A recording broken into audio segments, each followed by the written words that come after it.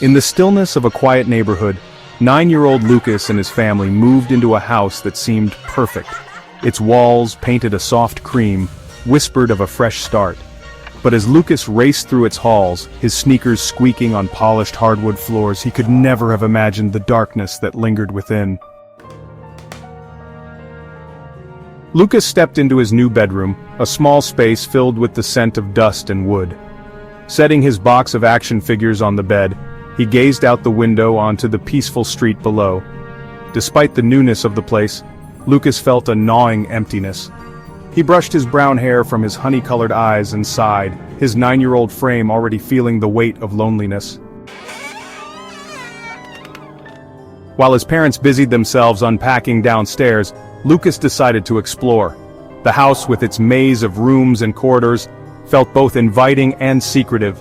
He admired the art on the walls and counted the bathrooms, but something peculiar caught his eye in the hallway, a small square door on the ceiling, its handle beckoning him. Lucas's heart quickened as he stood beneath the door.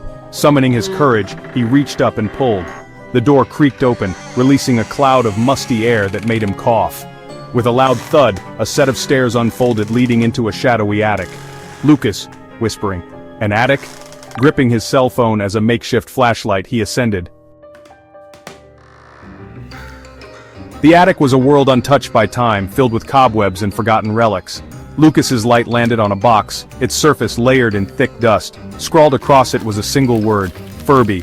Curiosity bloomed as he opened the box, revealing an old toy with large, lifelike eyes and a tuft of faded fur. He remembered these toys from his early childhood, interactive and fun, but as he lifted it, its eyes seemed to gleam unnaturally in the dim light. A faint mechanical whir echoed in the silence. "Lucas, it's just a toy." He carries the Furby downstairs and places it on his desk. Giving it a light tap, he is startled when it springs to life. "Furby, me Furby," Lucas grins, his earlier unease fading, but that night as the house fell silent he awoke to a chilling whisper, "Furby, I see you." Over the next few days, the Furby's behavior grew more unsettling. It spoke at odd moments, its words cryptic and chilling. "Furby, don't go there." Another time it sang in a language he couldn't understand. The worst was finding it in strange places, on his bed, staring at him, or in the kitchen, its unblinking eyes tracking his every move. Frightened and frustrated, Lucas removed its batteries and threw them away. But the next morning, he found the Furby on his desk, fully charged. "Furby, did you miss me, Lucas?" Lucas's heart pounded as he backed away. This wasn't a toy, it was something else entirely. Determined to find answers, Lucas returned to the attic. Amidst the piles of forgotten belongings, he uncovered a worn leather book titled Lilith, the Unbreakable. As he flipped through its fragile pages, he discovered the legend of an ancient demon that could inhabit objects to manipulate the living. The description matched the Furby's behavior perfectly. One page detailed a ritual to banish the demon, a combination of candles, salt, and Latin incantations. Lucas's hands trembled as he read aloud. "Lucas, speak these words aloud with unwavering will. Let the flame consume the darkness and the salt protect the soul. Atras alarum vincta malu, ex hac domo et hac carne desade, sub umbris infernis te relego nomine sancto vinculum rumpitur." That night, Lucas prepared for the ritual. The room felt heavy, the air electric with tension. As he lit the candles and sprinkled salt around the Furby, it sprang to life, laughing maniacally.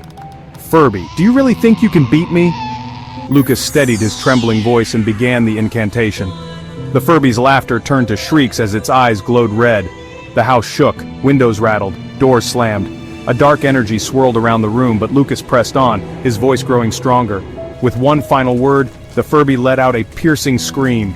The candles flared, then extinguished. Silence fell. When Lucas opened his eyes, the Furby lay still, its eyes lifeless. Lucas carried the toy outside and burned it, ensuring its evil was destroyed. As the flames consumed it, he allowed himself a small, weary smile. The nightmare was over.